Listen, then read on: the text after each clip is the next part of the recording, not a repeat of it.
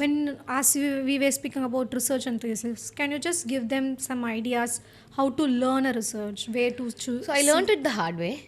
So the best way to learn would be, I think now colleges are having a paper on research and biostatistics, because my UG, when I did my UG, it was not there. My PG only had. So if you feel like, you should start with an observational study, I feel. So a very basic thing would be an observational study. Something too tiring would be a Systematic and meta-analysis. Yeah, that would be too tiring. I didn't do meta-analysis. I did only systematic review. I did meta-analysis and systematic Meta-analysis is review very, very difficult. I spent No, my topic didn't require the purpose of meta-analysis. So understand the basic research. So you have in your college itself, need not spend and all. That thing comes later when you feel that, okay, this is interesting. I feel that this is nice. Not about the theory part, just the basic understanding of what a research is. Why do you need to do a research? What all it involves? So when you understand that, so after that, probably they can join some courses or something like some certification courses or any. Is it available? I think so. I'm not really sure. I think ICMR and all this have, but I'm not really sure about it. They can join you. No, I have slided it in. We'll drop it everywhere, wherever we can. Possible. So yeah, many people are teaching, so they can choose their tutor wherever they want to, whomever they feel comfortable with. So they can start learning. So I learned it post UG. I wanted to properly learn, so I learned it from one of my senior. He's organizing some learnings, so I learned it from one of the classes from him. So it was a 1 month proper course. So like that. And then if you really want, the basics, and you really want to do something, start from a problem that you are seeing in your day-to-day patients. Something that you're seeing but you don't have an answer for it, or you want to analyze what exactly it is. It can be as simple as a literature review also. Even that is research. Yeah, it is. So you have to learn how to choose papers also. That is also there. So that is the process of learning that you do. So when you are trying to understand, trying to find a problem, or trying to analyze something, that is where research starts. That is a basic form of research. So that is observation. That is a literature. So you start doing that, you accumulate papers, you understand that, okay, this is what the literature says, this is what is happening, but I need to find some relation, or I need to understand that why is this happening, or anything like that. So that is when you can start to explain the literature and write a review. Later you can do it as an observational study. So when you're doing it as an observational study, it's a process. Do it as an observational study. You try and observe the variables, what's happening and all that around whatever condition you have taken, or around whatever population you have taken, and then you identify the exact thing of why, or you got an answer for whatever you're looking for. So what can you do for that answer? So that's when your experimental studies and all that come into play. So could you do something, or is it ending there? No research ends. There is scope for doing more and more in it any day. Saturation happens when you don't know what it is. It is. Exactly. You don't know. It's not actually saturated. You just have not probably seen that dimension or perspective. So when you start, and then use this networking with people and all that, talk to people who are more into whatever you want to observe or whatever you have derived out of it. They will give you more perspectives. And then again back to the literature, what it says. So can you do something to solve that, or to handle whatever you have observed? This is very general, I'm telling you. So that is when experimental studies come in. Or do you want to, you don't have a tool to actually analyze what you have observed. So that is when all this trials of creating questionnaires and all that, outcome measures and all that come in. But that's very, very, very big. when we, yeah, that's very big study. But this observations can be started off with. Yeah, observational studies are go-to for anyone who wants started to start off with. Not even clinical trials. Yes. General observational studies.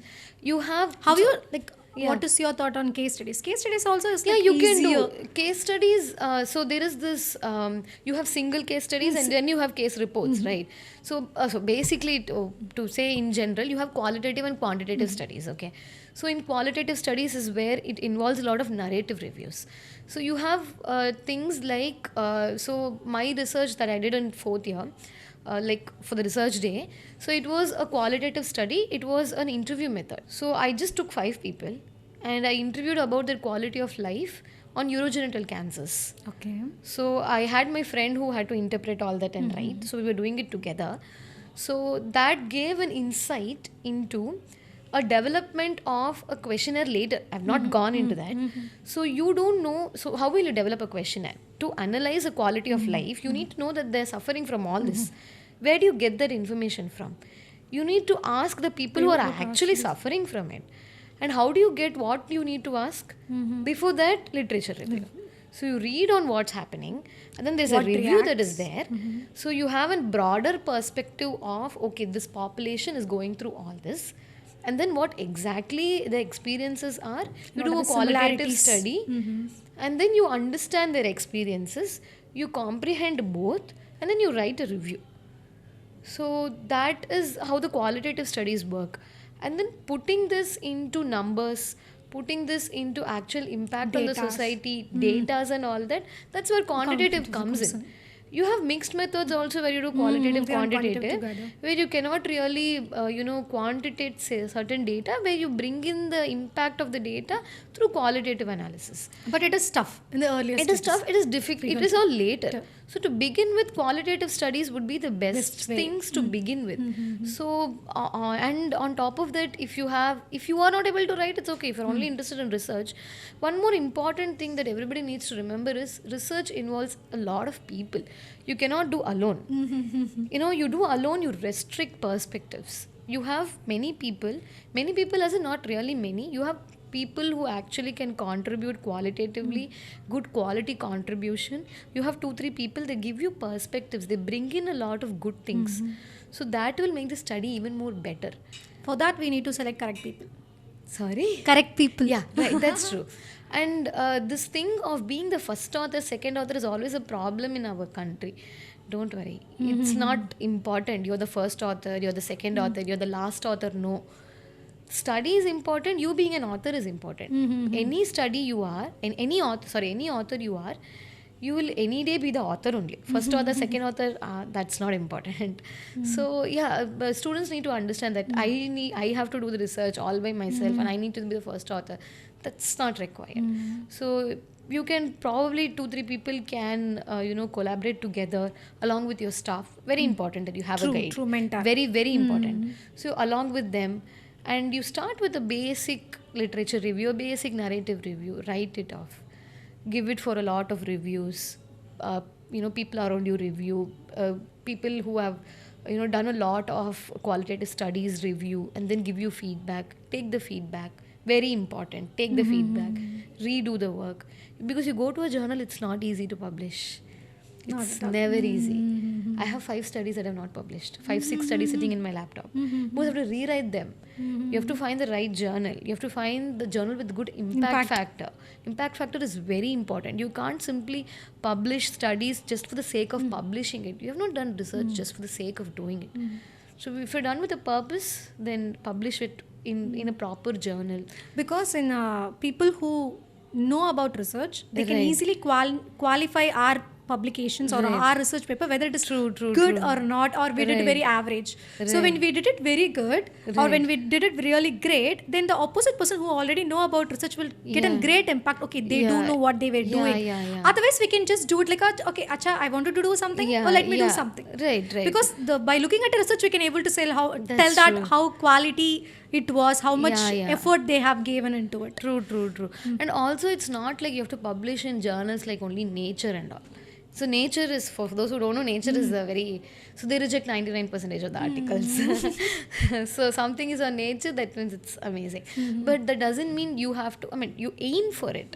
But you can, there are even more good journals, lot of Scopus Index journals are there. You can still publish there. Aim for Nature, later stages of life. Now, if you're taking research into a career, you want to start with it, do a good research, do an honest research. Do not, force the data and all that. Do it very, very honest. Negative results can be accepted. Okay, the acceptance of negative results even in journals is really less. But negative results are good to publish because, for example, if I have to say, we read indications and contraindications for a particular method. Disease. How do you know? No, for our therapy, I'm saying. How do you know that is contraindicated for this therapy? Unless until we are not Somebody researched. somewhere gave it and they had a negative result, and that's how it came. Or they understood the physiology behind it. It was a negative answer that for this you should not give this.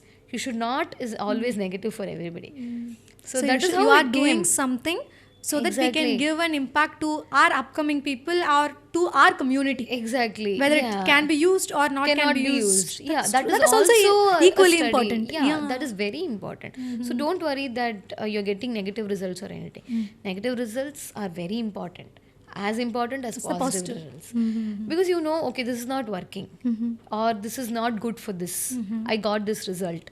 This is not working for this. So the whole speculation behind, so you have this hypothesis, right? So hypothesis is like, you think about, you have a question in your mind and you think like, okay, this could be because of this, or this could affect this, or this could cure this, something like that. Okay, or this could be a beneficial therapy or something like that. So that question is solved. That's not helping.